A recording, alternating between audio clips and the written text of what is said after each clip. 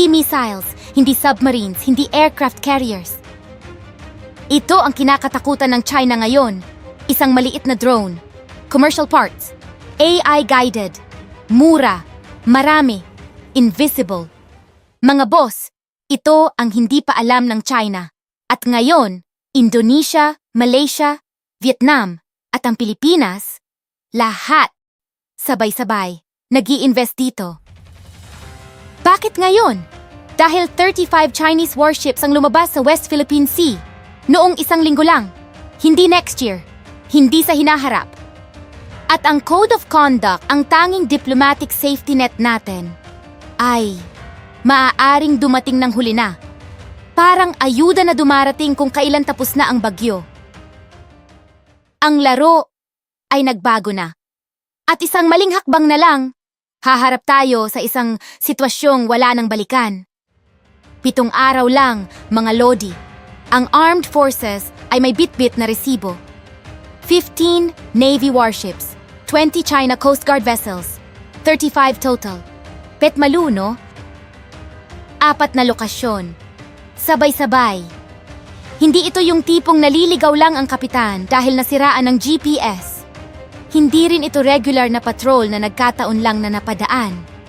Koordinado ang galaw, deliberate ang pasok, at tinitimbang nila ang tapang natin.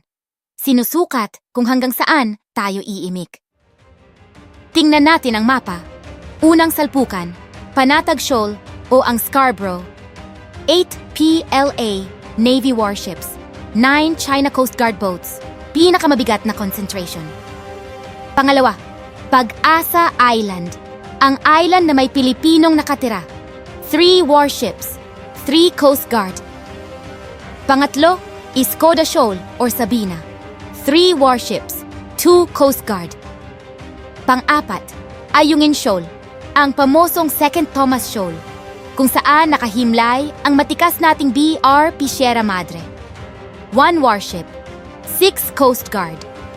Grabe ang kapit ng China rito sa Ayungin, mga boss. At noong buwan ng Abril, 62 vessels ang namomonitor ng Philippine Navy. Buong buwan, walang tigil. Ngayon, dito pumapasok ang mas malaking problema.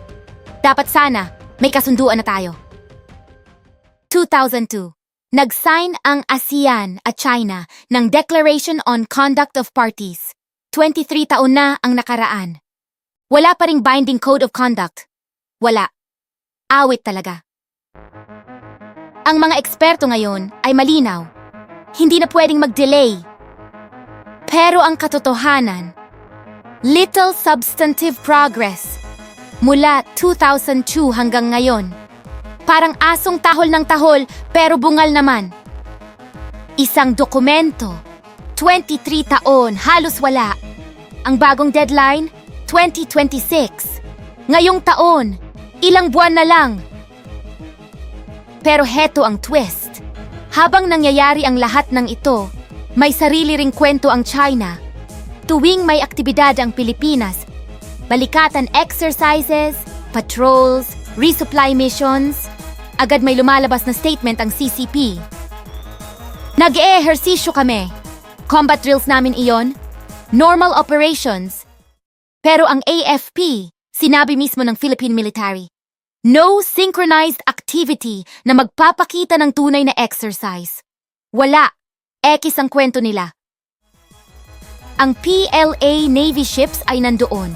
Ang Coast Guard ay nandoon. Pero walang actual coordinated drill na naobserbahan.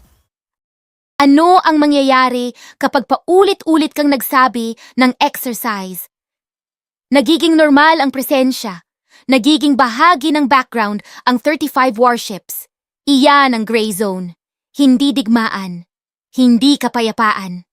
Isang slow, deliberate na pag-claim ng espasyo nang walang pinagbabaril. Mga boss, pakinggan ninyo ito. Ito ang pinakaimportanting bahagi ng kwentong ito. At ito ang hindi pa naririnig ng karamihan. Habang nag-aabala ang lahat sa 35 warships, Southeast Asia, tahimik na nagbabago.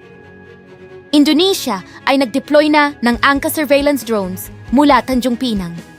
direkta sa South China Sea. Ang Pilipinas, puspusan na ang pag-window shopping ng iba't ibang UAV platforms. Malaysia, Vietnam, parehong sumusunod. Bakit drones? Dahil sa maritime environment.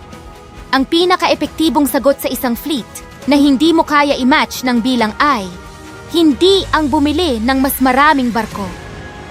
Ito ang fixed-wing surveillance drones, underwater unmanned vehicles, drone boats sa surface, 3 layer, buong coverage, fraction ng presyo ng isang warship. At dito nagsisimula ang tunay na laro. Ang gray zone strategy ng China gumagana dahil hindi kayang bantayan ng Pilipinas ang buong West Philippine Sea ng sabay-sabay.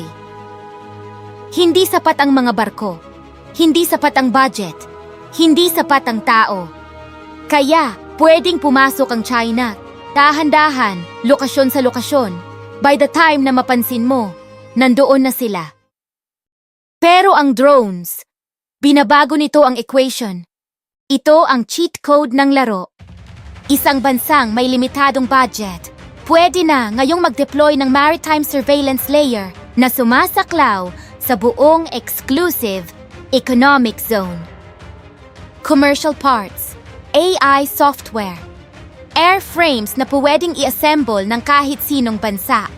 Hindi na kailangan ng aircraft carrier. Drone sa ere, UUV sa ilalim ng tubig, drone boat on the surface, 3 layer, buong coverage. At kapag alam mo na kung nasaan sila, nagbabago ang lahat. Hindi na sila invisible, hindi na sila naliligaw, hindi na nila pwedeng sabihing exercise lang.